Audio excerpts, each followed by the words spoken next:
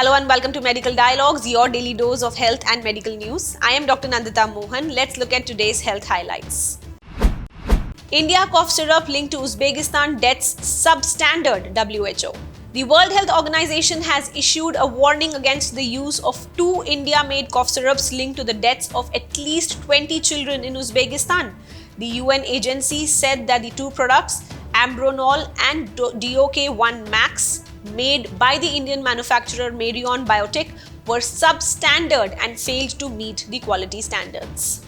In response, India's health ministry suspended the production at the company and Uzbekistan banned the import and sale of DOK-1 Max. India has also launched an investigation into the Uzbekistan deaths.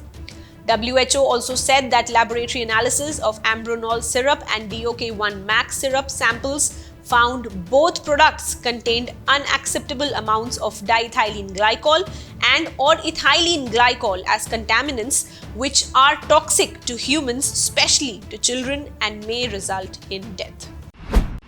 That's all for today. Stay safe. Never miss a medical update from Medical Dialogues. Like, subscribe, and press the bell icon.